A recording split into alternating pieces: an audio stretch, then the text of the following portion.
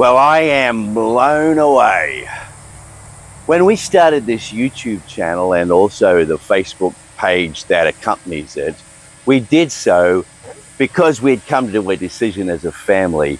We recognized that the blessing of living in this beautiful property meant that we should really do our very best to try and develop it in a way that was consistent with its environment and its existence. So we started the YouTube channel. We actually started it to create a community to be together and be connected. We thought maybe 40 or 50 people that could journey with us and maybe give us hints and enjoy a conversation together, and over the years just recognize that this endeavor was beginning to unfold. And on top of that, it would give us a personal family record of all that we had done. And so we started with some level of excitement. But a week or so ago, I checked the subscriptions, and on our YouTube channel, we were now almost up to 200 subscriptions. And that felt like that should be something we would celebrate. We started to think about how we could do that. And in a conversation between Kayla and I, we thought, wouldn't it be a great idea to set markers along the way, and at each point we got to one of those markers, plant a fruit tree that would be consistent with our environment and reflective of our desire to create a beautiful space that people could enjoy.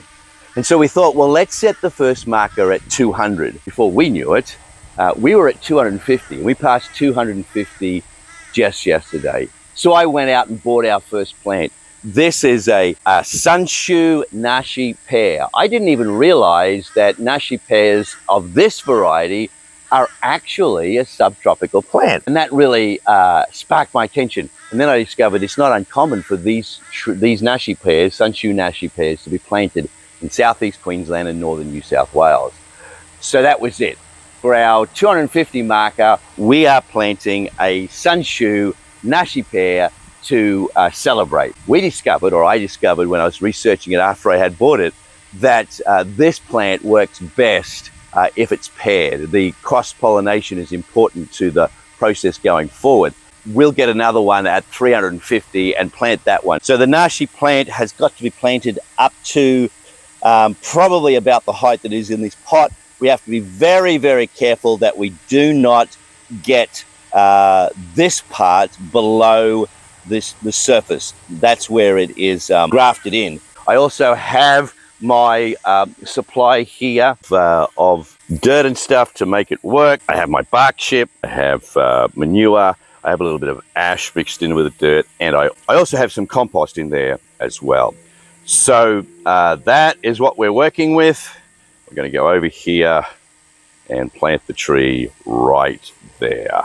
So I'm going to dig a shallow hole, put the bark in at the base for drainage, then the manure, a layer of manure, then a layer of well, then I'll put the plant in. I'll put compost and manure on top of that. I'm going to plant it right here.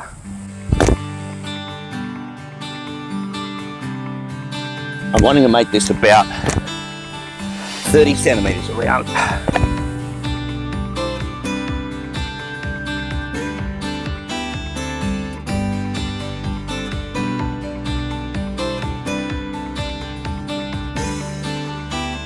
That's pretty close.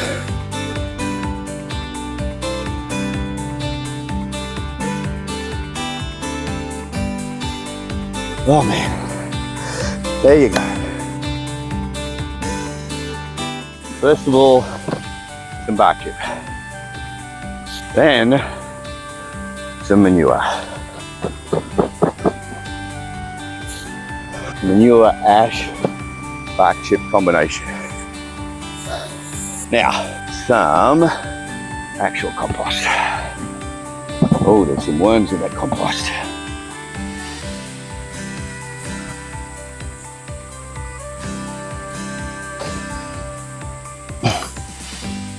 So I want to make sure that there is enough water on this to avoid it wilting.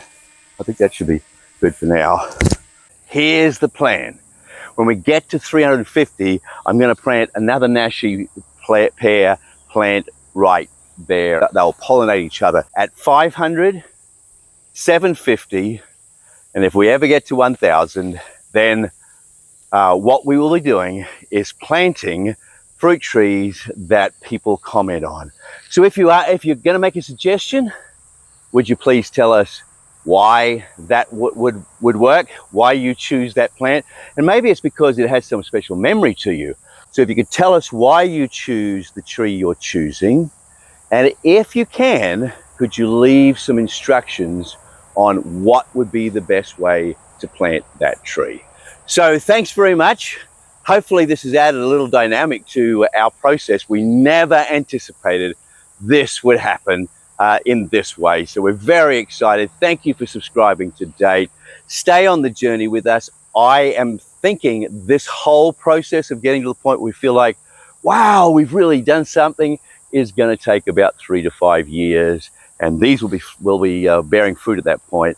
But it'll be so exciting when we get to a point where we're saying, this is where we started, this is where we are now, and you have been a part of that process. So leave your comments, let us know. Thanks so much. No filter, just farm. Hamilton Acres Farm.